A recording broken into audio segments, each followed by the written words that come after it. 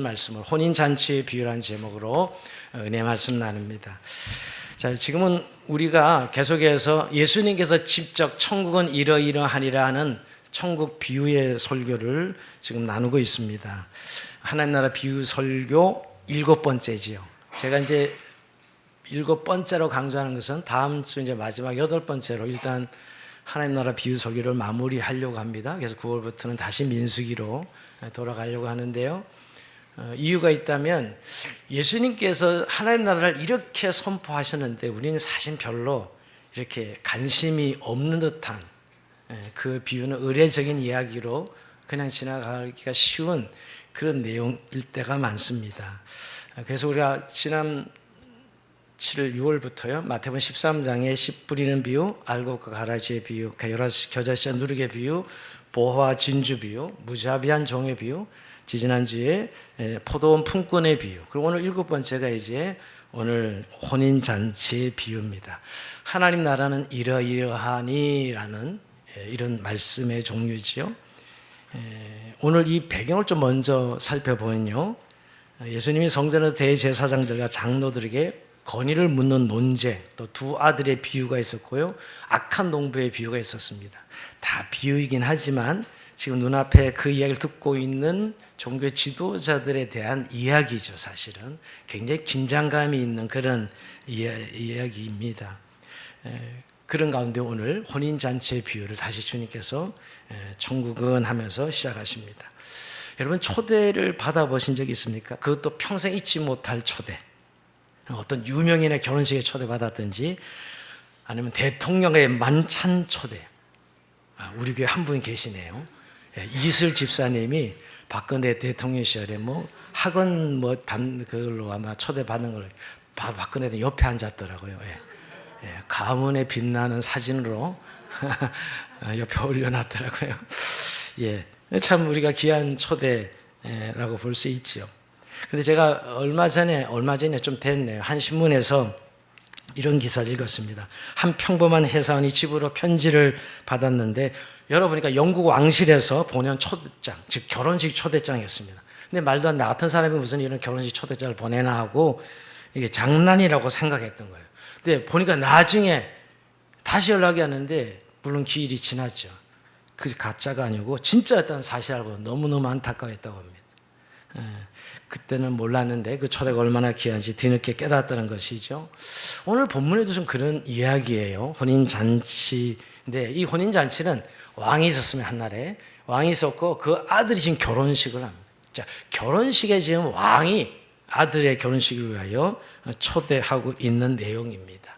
그래서 오늘도 시작하는 2절을 보면 여러분, 천국은 마치 자기 아들을 위하여 혼인잔치를 베푼 어떤 인과 같으니 그 종들을 보내어 그 청한 사람들을 혼인잔치에 오라 하였다. 이렇게 시작합니다.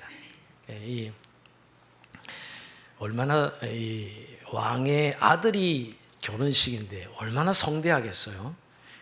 그리고 정말 설레는 날이죠. 막 혼인잔치를 위해서 수개월 동안 음식을 준비했을 것이고 최고 요리사들을 불러 모으고 궁전은 꽃과 빛으로 장식되었고 또 잔치는 음악이 중요하죠. 음악가들이 오래전부터 연주를 준비하고 그런 오늘 왕의 아들의 혼인잔치입니다. 그리고 초대장을 보낸 것이죠.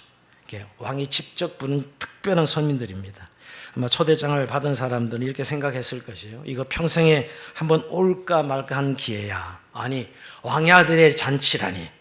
근데 여러분, 놀라운 일이 벌어집니다. 자, 3절에 보면 여러분, 혼인잔치 오라 하였더니 오기를 싫어하거늘, 이렇게 3절에 말씀, 오기를 싫어하거늘 이렇게 말씀이 나옵니다. 초대를 거절한 것이죠. 근데 거기서 머물지 않고 다시 왕이 또 초대하면 4절 해볼까요? 다시 다른 종들을 보내며 이르되 청한 사람들에게 이르기를 내가 오찬을 준비하되 나의 소와 살찐 짐승을 잡고 모든 걸 갖추었으니 혼인잔치에 오소서 하라. 이렇게 또 다시 초대를 합니다. 그런데도 거절합니다. 이유가 있었어요. 한 사람은 자기의 밭으로, 한 사람은 자기의 사업하러 이렇게 부득불 밭을 돌보기 위해서 잔치에 참석할 수 없습니다. 또 한 사람은 어떤 사업 때문에 잔치에 갈 수 없고 사용하는 것이죠. 근데 여러분, 우리가 누구의 초청을 할 때 좀 미리 좀 초청을 해야 그 일정을 잡을 수 있지 않아요? 요즘 젊은 사람들은 갑자기 일정 잡는 거 되게 힘들어 하더라고요. 그런데 또 번개 모임은 또 잘하시대. 갑자기 일정 잡는 거 되게 힘들어 하는데 오늘 이게 갑자기 왕이 초청한 것 같아요? 아닙니다. 사실은 물론 갑자기 초청한 이었다면 선약 때문에 부득불 잔치에 참석할 수 없게 된 사람들을 나무랄 수는 없겠죠. 그러나 주님께서는 이 초청이 갑작스러운 초청이 되지 않기 위해서 먼저 적절한 조치를 취하셨어요. 여기 보면 4절 보면 약간 이상하죠. 다시 이렇게 표현하고 있죠. 그냥 먼저 한번 초청하고 다시 초청한 거예요. 옛날 예수님 당시에 중동 지방에는 어떤 고관이나 왕이 손님들을 초청할 때 항상 2번을 초청했다고 합니다. 이게 갈례라 그래요.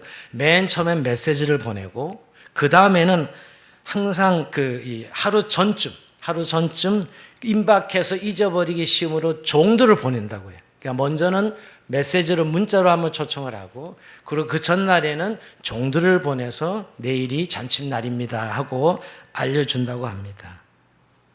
그런데도 오늘 이렇게 변명을 하는 것이에요. 나는 밭을 하나 새로 구입했습니다. 뭐 이런 것이죠. 요즘 말하면 내가 테슬라 새 차를 구입해서 시운전을 해봐야 됩니다. 뭐 이런. 테슬라 없나요? 죄송합니다. 뭐 시운전을 해봐서 내가 못 가겠습니다. 뭐 이런 이야기하고 있는 것이죠. 또 한 사람은 내가 새로 사업을 시작했는데 오늘 사업사 미팅이 오늘 잡혔습니다. 이렇게 이야기하는 것이죠. 이런 이유로 왕의 초청에 응할 수 없다고 말하고 있습니다. 근데 여러분, 오늘 우리가 한 가지 살펴볼 것은 이 사람의 밭을 돌본다든지 혹은 사업을 하기 위해서 나갔다는 사실을 우리가 비난할 이유는 없습니다. 예수님께서도 밭을 돌보고 또 장사를 한다는 사실 자체를 비난한 것은 아니기 때문입니다. 그것이 핵심이 아닙니다. 중요한 것은 밭이나 사업 때문에 그 중요한 관심, 더 중요한 사건을 잊고 있다는 것, 이것 때문에 사실 문제가 되는 것이지 뭐 밭을 사서 도로를 봐야 되고 사업상 나가야 된다는 것 자체가 잘못된 것은 아니죠.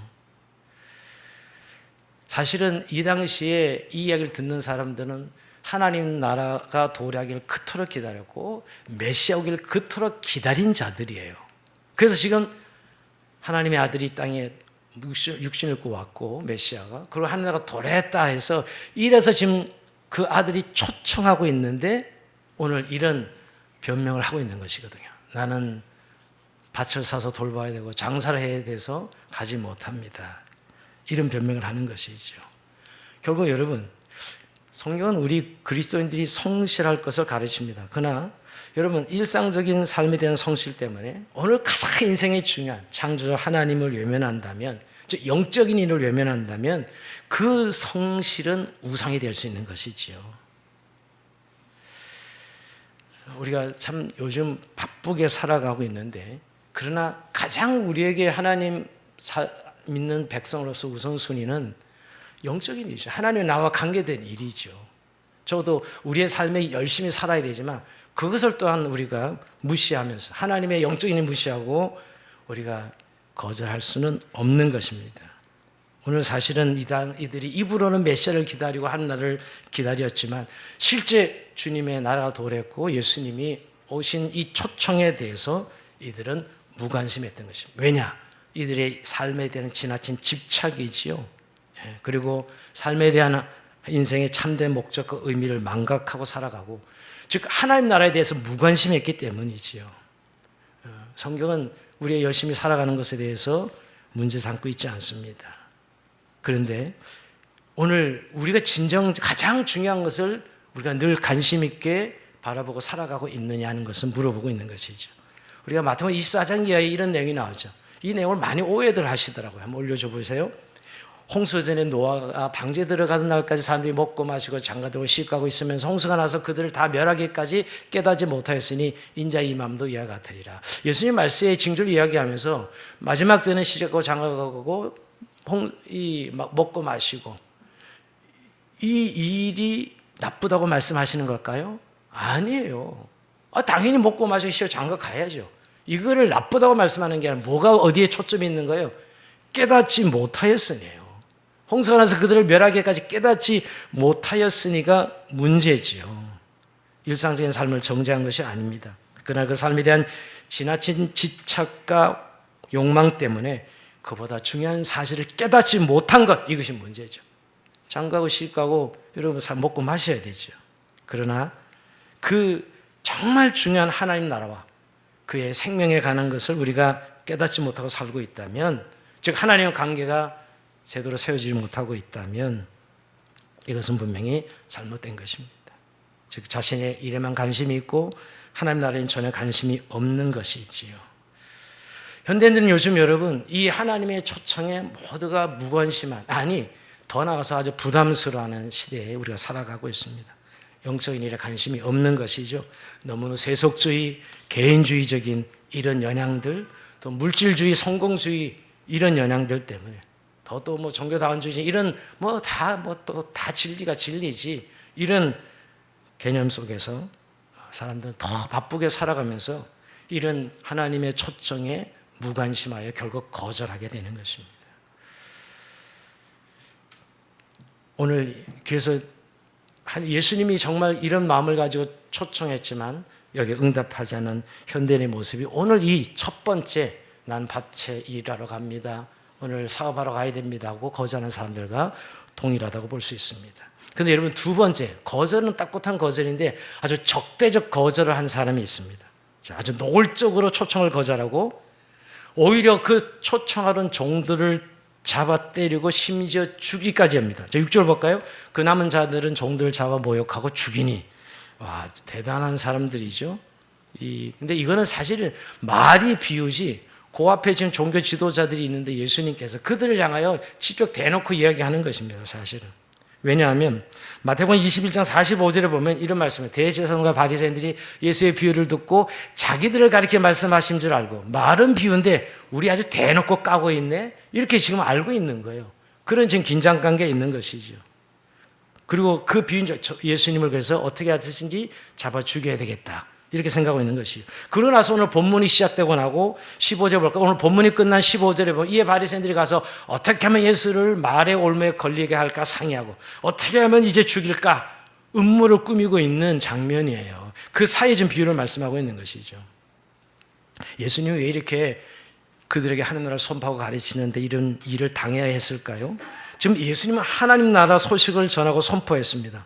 그들로 하여금 창조자 하나님을 알게 하시며 하나님과의 올바른 관계를 맺고 살게 하여 찾아오신 것이죠.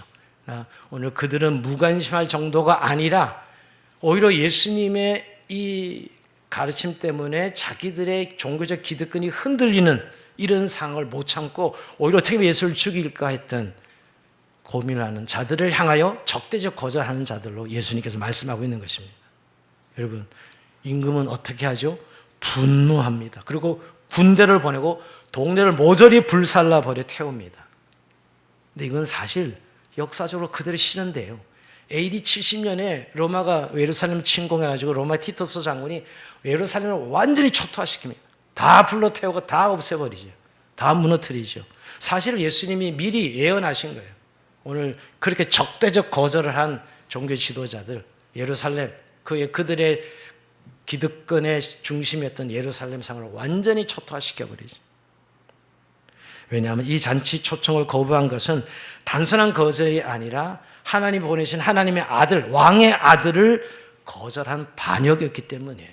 이런 심판이 이루어진 것도 오늘 이 두 번째 적대적 거절한 사람들입니다. 자, 왕은 지금 진노했죠. 그런데 이제 이들을 심판하고 나서 새로운 명령을 내립니다. 자, 8절 볼까요? 새로운 명령. 이에 종들이 혼인잔치는 준비되었으나 청한 사람들은 합당하지 아니니 내거리 길에 가서 사람을 만난 대로 혼인잔치에 청하여 오라 한데 종들이 길에 나가 악한 자나 선한 자나 만나는 대로 모두 데려오니 혼인잔치에 손들이 가득한지라. 자, 이제 거리 안에서 아무나 불러와라. 선한 자 악한 자 상관없다. 오늘 왕은 종들을 보내서 시장으로 골목으로 시골로 마을 끝까지 보냅니다. 옷차림이 초라한 사람, 농부, 상인, 거지 모두에게 초청장을 보내고 그래서 그 모든 사람들을 다 궁전에 불러 가득 차게 되죠. 혼인잔치에 참여하게 하는 것입니다. 사실 이 말씀 좀 보면 유대인들이 사실 예수님을 거절했어요. 자기 백성이 이 땅에 유대 땅에 왔지만 거절했죠. 영접지 아니하고 그러죠. 복음을 받아들이지 않습니다. 그래서 결국 이방인들에게 복음이 전해지는, 그냥 모든 사람들에게 다 잔치에 참여하게 하는 것입니다. 그래서 이 혼인잔치에는 초청된 사람으로 가득 찼다. 이게 하나님 나라의 모습을 보여주고 있는 것이. 선한 사람, 악한 사람, 이방인 관계없이 거지 모든 사람들이 다 하나님 열어서 초청하는. 그래서 온전히 자리가 꽉 찬 잔치 자리를 보여주고 있습니다. 그런데 또 한 사건이 생기죠. 한 사람을 향하여 오늘 왕이 예복을 입지 않았다는 이유로 쫓아냅니다. 자, 11절 볼까요? 임금이 손님들을 보러 들어올세 거기서 예복을 입지 않은 한 사람을 보고 이르되 친구여 어찌하여 예복을 입지 않고 여기 들어왔느냐. 자, 이렇게 한참 이제 꽉 찬 잔치에 왕이 와서 손님들 둘러봅니다. 근데 한 사람이 들어왔어요. 그 사람은 예복을 입지 않았다는 거예요. 자, 여기서 또 한 가지 질문을 던져요. 아니, 예복을 입지 않았다면 쫓겨내 왜? 여러분, 이 잔치에 참여하는 왕이 예복을 준비해 줍니다.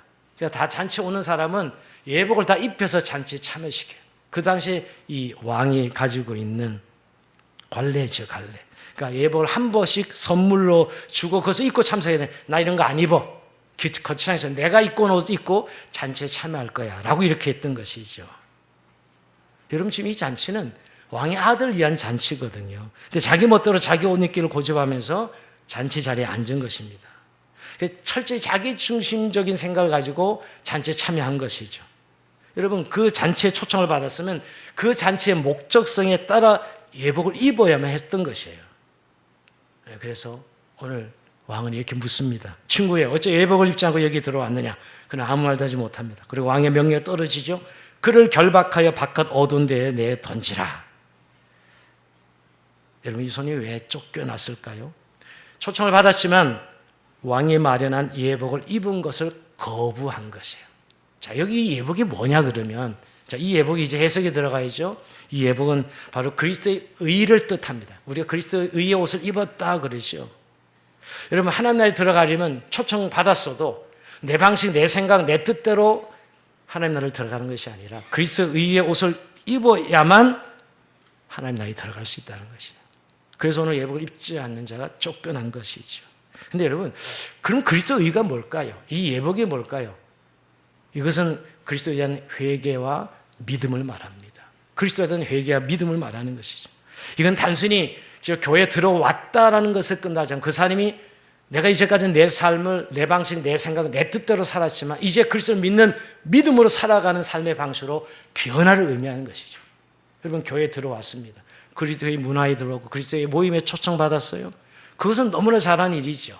그러나 반드시 오늘 결국 그 잔치에 유효하게 끝까지 참여하고 들어가는 사람들은 그리스도에 대한 의의 믿음을 가진 사람, 그리스도를 믿고 따르는 사람들이라는 것이에요. 이건 교회 출석만으로 충분하지 않습니다. 반드시 그리스도의 옷을 입은 자만이 이 잔치에 참여하고 하나님 나라에 들어갈 수 있다는 사실을 말씀하고 있는 것입니다. 여러분, 우리가 예수 믿은 것이 어마어마한 인생의 완전한 변화와 핵심이라는 사실은 우리 자꾸 잊을 때가 있습니다. 여러분, 우리가 하나님 모를 때는 내 생각, 내 뜻대로 살아가는 게 내 삶의 목표지만 이제는 더 이상 내 생각, 내 뜻대로 살아가는 자들이 아니라 그리스도를 믿는 믿음으로 살아가는 자죠.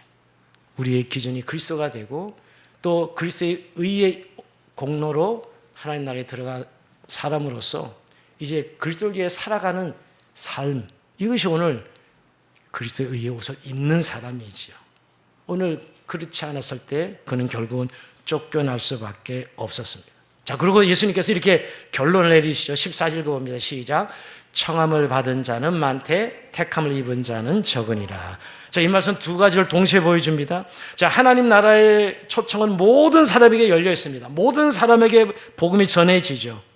그러나 택함을 입은 자만이 하나님 나라에 들어간다는 것이에요. 즉, 그 초청에 합당하게 응답하는 자만이 하나님 나라에 들어가는 것이죠. 그리스도 옷을 입은 자, 믿음과 회개로 준비된 자만이 잔치에 들어가는 것입니다. 자, 그러고 보면 하나님 나라는 보편적이지만 반드시 응답하며 합당하게 준비된 자만이 하나님 나라에 들어가고 구원에 이르게 된다는 사실을 말씀하고 있는 것이죠. 여러분, 그런 의미에서 우리가 보편적 구원론에 빠진 분들이 가끔 있어요. 모든 사람이 하나님 나라는 열려 있지만 모든 사람이 들어가는 것은 아니지요. 그 초청에 믿음을 가지고 그리스도를 따르고 믿고 의를 입은 자만이 잔치에 참여하게 되는 것입니다. 이걸 잠깐 신학적으로 좀 우리가 해석을 한다면 우리가 이 청함이란 건 외적 부르심이에요. 모든 사람에게 하나님 나라는 열려있고 들려줘야 되는 것이죠. 외적 부르심인데 이 택함은 내적 부르심입니다. 자, 외적 부르심만 있다 그래서 구원받을 수 있는 것이 아니고 반드시 내적 부르심이 따라가야 되는 것이죠. 내적 부르심이 뭐냐? 성령의 역사로 믿음에 이르게 하는 것입니다.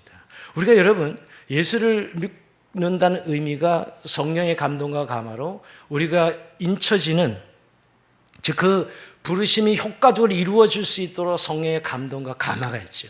이게 내적 부르심이에요. 근데 외적 부르심만 끝나는 사람들은 교회 안에 참여하고 들어왔지만 하나님 나라에 들어갈 수는 없는 자들입니다. 반드시 내적 부르심이 따라가야 되는 것이죠. 그래서 하나님의 택하신 자들을 효과적으로 부르셔서 그들이 자원하여 기꺼이 오게 하신다. 이 내적 부르심에까지 성령께서 인도하시는 사람. 이게 오늘 택함을 받은 자라고 말씀하고 있는 것입니다. 오늘 예복을 사실 입지 않고 온 사람은 쫓겨났는데 주인이 마련한 것 입지 않은 건 고의적 거부죠, 여러분. 원래 주인이 준비한 의의 예복을 입었어야 되는데 그걸 입지 않고 내 마음대로 내 생각대로 참여한 것은 결국 내적 부르심을 거부한 것입니다.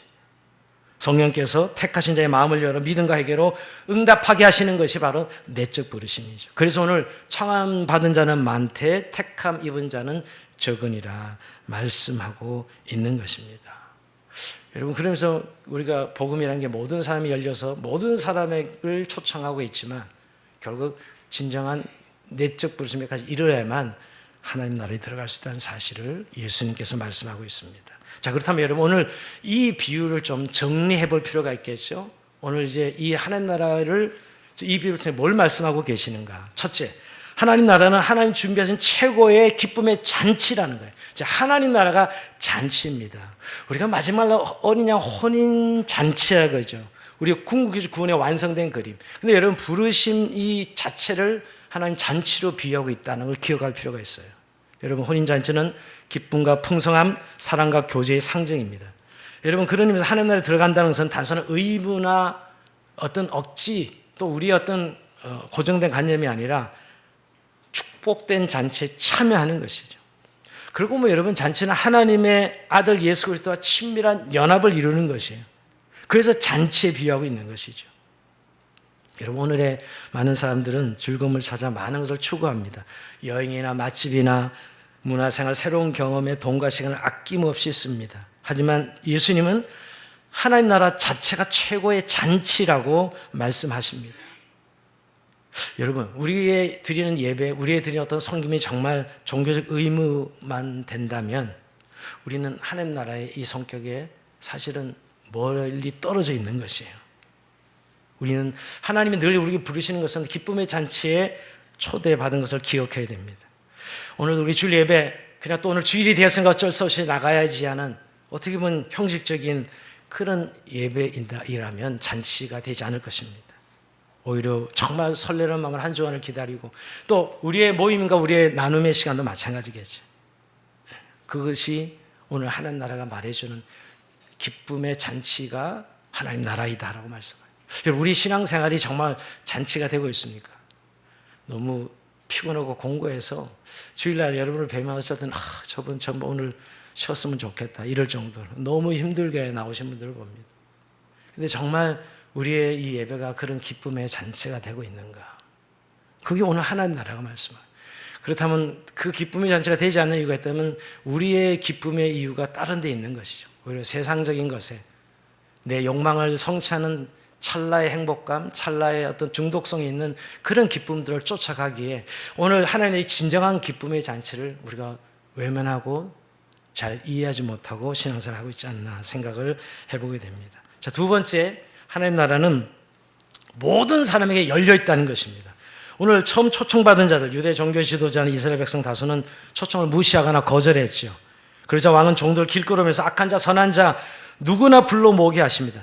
자, 이는 하나님 나라는 더 이상 어떤 특정 민족이나 계층에 국한되지 않고 종교, 이념, 남녀 모든 걸 불문하고 다 하나님 나라에 열려 있다는 거예요. 자, 이 복음에 가지는 이 성격, 하나님 나라의 성격을 다시 한번 이해해야 됩니다.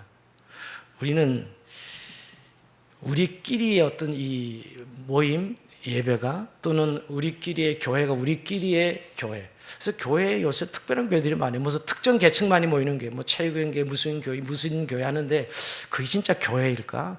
교회는 사실은 인종, 남녀 모든 계층을 아우르는, 뛰어넘는 그것이 바로 그 모든 사람들이 하나님 나라가 열려 있다는 거. 오늘 주님이 초청 잔치에서 말씀하고 싶어 하시는 것입니다.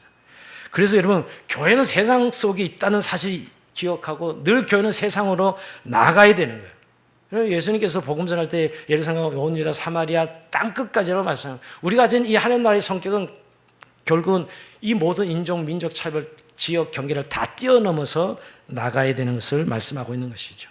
여러분, 혹시 우리는 교회는 좋은 사람들만이 모이는 곳? 아니요. 선인, 악인, 죄인 다 모이는 것이 교회예요. 그런들에게 복음이 열려져 있고 하나님 나라가 열려져 있다는 사실을 기억해야 됩니다. 누구든지 하나님의 은혜로 변화될 수 있는 곳이 교회고 초청받는 것이 교회입니다. 우리끼리의 모임에 머무려 하는 그런 칼라들이 점점 강해지고 있어요. 교회가요. 여전히 오늘 초청보시 거리에 나가서 소외된 자들, 교회 밖의 산들을 주님은 초청하고 계신다는 거. 우리는 좀 우리에게 벌써 그어져 있지 않아요? 누구는 초청할 수 있고 누구는 초청하면 안 돼. 누구는 우리 안에 들어오면 안 돼. 이런 생각을 하고 있지는 않습니까? 하나님 나라는 모두에게 열려져 있다는 사실을 오늘 이 혼인 초청잔치를 통해서 말씀하고 있습니다. 교회가 선교적인 교회가 되고 성도들이 선교적 삶이 되어야 되는 이유지요, 여러분. 너무나 분명합니다. 마지막 네 번째로 오늘 하나님 나라는 결국 응답과 준비 없는 신앙은 오늘 하나님의 심판이 있다는 것도 분명히 말씀합니다. 자, 기독교 복음이 참 불편한 것은 이런 것이죠. 자, 초청을 받았다고 해서 자동으로 참여할 수 있는 것은 아닙니다. 오늘 청함을 받았지만 택함을 받지 못해 쫓겨난 자. 어떤 사람은 이 한 사람을 가룟 유다로 해석하더라고요. 그가 예수님을 3년 동안 제자로 따라다니지만 예수를 믿거나 예수님 말씀에 감동을 받거나 그를 믿고 신뢰하지 않았다는 거죠. 돈깨를 붙들고 자기 민족에 대한 어떤 해방과 돈에 대한 욕심 때문에 그는 그를 따른 자가 아니었어요. 그는 결국 쫓겨난 자가 아닙니까, 여러분? 오늘 분명히 형식적인 초청 수락이 아니라 회개와 믿음을 통해 준비된 마음으로 응답한 자가 오늘 하나님 나라를 들어갈 수 있다는 거죠. 오늘 이 예복이 그리스도의라고 말씀드렸는데 여러분, 그런 의미에서 정말 겉모습만으로 아내가 교회에 들어왔다는 이유로 그저 기독교 문화에 태어났다는 이유로 또 내가 종교적인 어떤 칼라를 가지고 있다는 이유로 우리가 하나님 나라에 들어갈 수 있는 것은 아니라는 것. 반드시 예복을 입은 자, 그리스도의 의를 예복을 입은 자만이 오늘 하나님 나라에 들어갈 수 있다는 사실을 말씀합니다. 기독교 이 배타성 때문에 참 인기가 없어요. 그죠? 요즘에 기독교를 배타적으로 보고 우리 대화를 안 하려는 사람들 많습니다. 다 다른 종교는 좋은 이야기만 하는데 다 극락 가고 천국 가고 좋은 이야기만 해. 왜 이 너희들은 예수를 믿어야 된다고 가느냐. 절로 가나 이로 가나 다 도착점은 같을 것이네. 벌써 못 얻으면 이런 이유 때문에 사람들이 이 기독교에 대한 아주 배타성을 지적하는 일들을 많이 보게 됩니다. 그러나 여러분, 그것은 진리이기 때문이에요. 오늘 예수님께서 오늘 이 거절한 자들을 향해서는 오늘 참여하지 못하고 우리 심판하잖아요. 여러분, 적대적인 거절자들 그리고 예복을 입지 않은 자들을 쫓아내십니다. 이거 오늘 예수님의 비유에서 분명하게 말씀하고 있는 것이죠. 그래서 여러분, 세례 교인 명부에 이름이 있는 것으로 충분하지 않습니다. 교회에 내가 활동한다는 것으로 충분하지 않습니다. 반드시 그리스도의 의를 옷을 입고 삶의 열매로 내 변화가, 내 신앙적인 변화가 나타나야 되는 것이죠. 내가 그리스도가 내 삶의 주인이시오 따르고 있는 삶의 사실이 분명히 드러나는 것은 너무나 자연스러운 것입니다. 안 드러나는 게 기적이죠. 내가 그를 믿고 따르는데 말이에요. 오늘 분명히 성경은 그런 자가 오늘 하나님 나라에 들어갈 수 있다고 말씀하고 있습니다. 오늘 하나님의 은혜가 무제한적이지만 동시에 거부자와 이선자에겐 심판이 따른다는 사실을 경고하고 있습니다. 그리고 하나님은 사랑의 하나님이지만 또한 공의로운 하나님이심을 분명히 말씀하고 있는 것이죠. 오늘 말씀을 정리하면서 여러분, 오늘 왕의 초청을 무시하고 자기 일에 또 자기 사업에 몰두한 사람들은 결국 다 하나님 나라에 들어가지 못했습니다. 우리 현실도 그렇지 않을까 지금요? 많은 사람들이 신앙생활은 나중에 늘 이렇게 전도하다 보면 나중에 내가 지금은 너무 바쁩니다. 내 지금 삶을 살아가기도 버거워서 내가 그런 신앙생활하기 너무 힘듭니다. 이런 초청을 미루는 사람들 수없이 보게 됩니다. 여러분, 근데 오늘 우리가 믿음 생활하면서도 우리는 좀 영적인 일을 이렇게 대할 때 그렇게 대하고 있지는 않습니까? 네, 주님은 계속 우리들을 향하여 초청하고 계시다는 거 기억해야 됩니다. 하나님 우리를 계속 부르시고 계시다는 거. 여러분, 성경 처음부터 끝까지 다 오라 하는 내용으로 채워져 있어요. 오라. 여러분, 성경 오라가 얼마나 많이 나온지 모릅니다. 수없는 초청의 책이 성경입니다. 이사야 1장 18절 오라 우리가 서로 변론하자. 이사야 55장 1절 오라 너희 모든 목마른 자들 물러 나와라. 여러분, 나오라는 표현이 수백 번 나옵니다. 하나님께 나오라고. 마태복음 수고하고 무거운 짐진 자들아 다 내게로 오라 그러죠. 요한복음 7장 37절에 누구든지 목마르거든 내게로 와서 마시라. 여러분, 마지막 요한계시록에도 보면 마지막 끝나는 22장에 보면 여러분 성령과 신부가 말씀하시기를 오라 하시노다예요. 성경은 끊임없이 인생들을 초청하고 계세요. 하나님 나라로. 이게 성경이에요.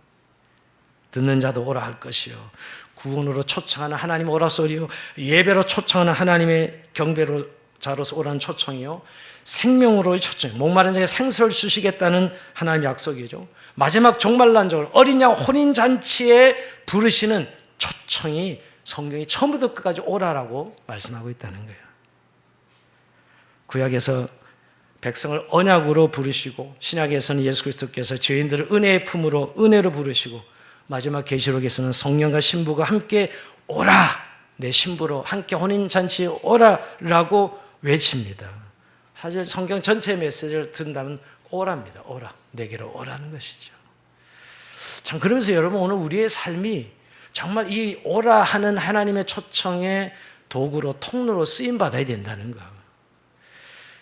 여러분 주영한교회는 정말 아직도 이 하나님 나라를 모르는 사람들에게 정말 오라고 초청할 수 있는 교회인가? 늘 초청이 있는 교회인가? 한번 우리가 돌아보기로 합니다. 자, 그렇게 해서 먼저 우리가 정말 우리의 모임과 예배가 기쁨의 잔치가 되겠죠. 여기에 정말 끌 수 있는 매력은 우리가 모이는 이곳이 정말 기쁨이 있고 정말 잔치가 되지 않겠습니까? 억지로 모이는 모임처럼 또 어쩔 수 인간관계처럼 어떤 종교적인 목적을 위해서 모임처럼 이렇게 비춰진다면 여러분 그 초청은 진정한 초청이 될 수 없습니다. 저는 오늘 그런 기도를 참 많이 하나님 우리에게 좀 기쁨을 주십시오.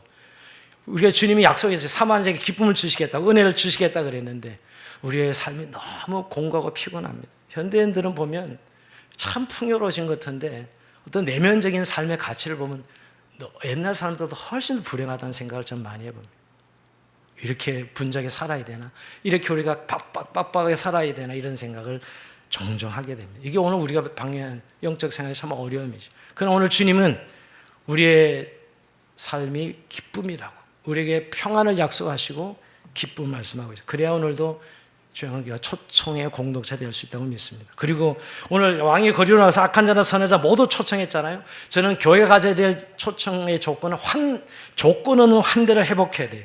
현대는 공동체의 따뜻한 환대와 진정성의 마음을 열고 있습니다. 차별 없는 수용, 따뜻한 교제, 생활 속에서 체험할 수 있는 사랑의 초청의 문을 여는 열쇠가 될 것입니다. 여러분 교회는 왠지 턱이 너무 높아.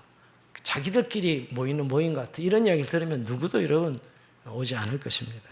오늘 근데 악한 자, 선한 자 모든 사람들 다 초청하라 그러죠.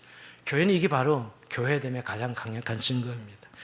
현대인들은 말보다는 삶으로 드러나는 진정성에 더 설득됩니다. 신앙의 본질이 있는 그런 신앙생활, 정직, 나눔, 섬김 이를 실제 삶을 보여줄 때 그것이 정말 교회의 매력이 되고 바로 주님이 초청할 수 있는 초청의 강력한 내용이 될 수 있는 것이죠. 더 나아가서 저는 교회야말로 현대인들이 얼마나 자기 이야기를 들어주는 일을 찾고 있습니까? 요새 자기에게 들어주는 서비스를 유료로 하는 데도 있다 그러더라고요. 상담이 발달한 것도 그것 때문이죠, 여러분. 근데 정말 내 고민을 들어줄 수 있는. 그래서 여러분, 근데 그렇게 질문하고 이야기를 하면 교회는 너무 단순한 교리적 대답을 잘 해요. 교리적으로. 이렇게 살면 구원받고, 이렇게 살면 이렇게 너무 교리적 대답. 아니요. 정말 삶의 언어로 응답해 줄 수 있는 교회가 진정한 사람들을 초청할 수 있는 것이죠. 더 나아가서 사회적 약자들을 정말 초청하는 교회. 오늘 여러분 이 소외된 자, 고통받는 자들과 길거리 모든 사람들을 다 초청하지 않습니까? 이럴 때 사실 오늘 이 주님의 하나님 나라가 교회가 되고 교회가 바로 이 초청의 중심에 있는 통로가 되는 줄로 믿습니다. 오늘 참 현대인들은 세속주의, 개인주의 이런 현대의 문화 때문에 하나님 초청에 무관심하거나 부담을 느끼는 사람들이 대부분입니다. 그런데도 여전히 지금도 하나님은 부르고 계십니다. 오라, 오라. 오늘 이 혼인잔치 예배를 하는 나라는 오라고 하는 것이고 그 잔치에 마음껏 먹고 마실 수 있는 생명설 누리라고 말씀하고 있는 것이죠. 오늘 주양한교회가 또 우리 자신들이 이런 하나님 나라를 드러낼 수 있는 저희 현대인들을 하나님의 나라로 초청할 수 있는 그런 삶을 살기를 원합니다. 마태복음 22장 오늘 혼인잔치의 비유는 결국 마지막에 우리에게 이런 질문을 던지게 됩니다. 하나님 나라 초청 앞에 우리가 어떻게 반응할 것인가. 오늘도 주님은 이 말씀을 통해 우리를 부르시고 계십니다. 여러분, 하나님이 우리를 부르신다는 최고의 특권이요, 은혜시요. 이걸 좀 우리가 오늘 확인하고 갔습니다. 우리가 하나님 앞에 늘 부름받고 있다는 사실입니다.